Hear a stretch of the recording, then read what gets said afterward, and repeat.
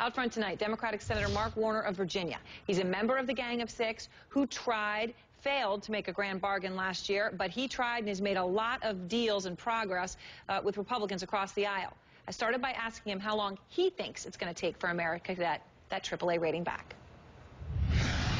The challenge is if we don't act by the end of the year to avoid the sequester, or if we simply kick the can down the road further, we could even see a further downgrade of our debt, which would mean it might be decades before we could get it back. So I know there was a lot of folks last year who thought we were, the little boy who cried wolf. We said, if we don't do this, we'll get a downgrade. It'll have a negative effect. We got the downgrade. We didn't see the stock market reel terribly, but clearly consumer confidence was hit. Then the super committee failed and last fall, and again, we didn't see a real negative effect. But I do feel like that story of the little boy who cried wolf, the first two times he cried wolf, nothing happened. The third time, and this is the third time with the fiscal cliff, I think if we don't act, we could see not only another debt downgrade, but we could see a real decline in our economy. Treasury Secretary Geithner was giving an interview to Bloomberg, and he was so much more sanguine. He said, look, they're only charging us 1.5% to borrow money for 10 years. Look, we've borrowed more than $1 trillion over the past year since we got downgraded. You're a senator. You're a businessman. Things can change really quickly when it comes, though, to those rates, right?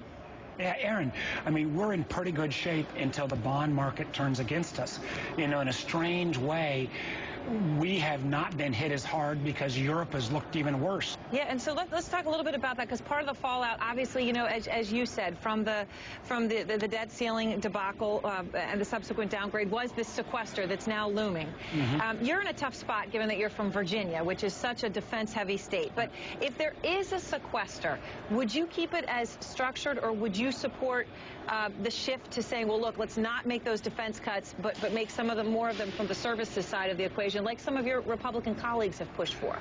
Well, Aaron, first of all, I think it's kind of ironic that some of the very congressional leaders who put together the so-called sequester, these automatic cuts to try to force us to act, who are the ones who are the shrillest sometimes about trying to cut back on government spending, are now saying we want to cut back other spending, not this spending. It is a great irony, yes. It is a great irony.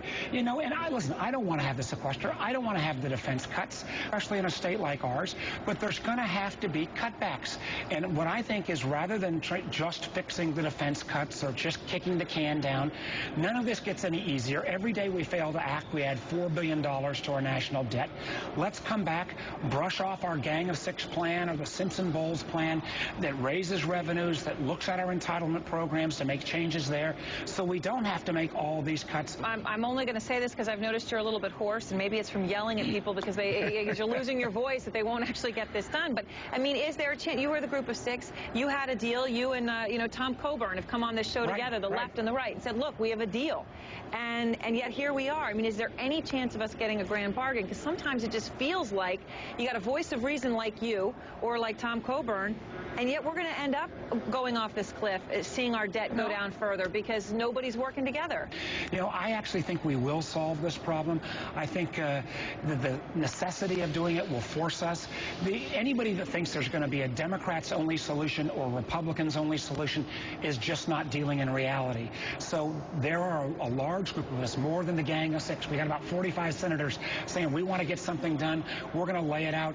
And, when I get depressed, I always go back to that wonderful Winston Churchill quote that said, you can always count on the Americans to do the right thing after they've tried everything else. Well, we've kind of tried everything else. It's now time for us to do the right thing. And I know you said you got a number of new ideas, and I get it that you don't want some of them shot down, because that is how this incredibly polarized environment seems to work. But can you give us a sense of something that's in there? I mean, is this just really a rehash of different packaging of a Simpson-Bowles group of six, or is there going to be a couple of new things? And if so, can you tell me about one?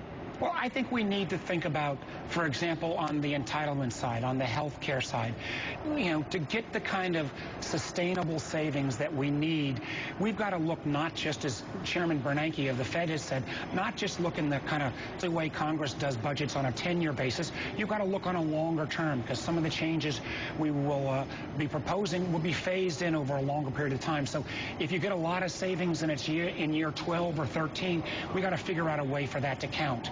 I also, this is just my personal view, believe we need a plan that not only reforms our entitlement code, or our tax code, to generate more revenues, to lower some of our deductions, but we need an approach where every American can find a way to chip in even a little bit into the solution set on this problem.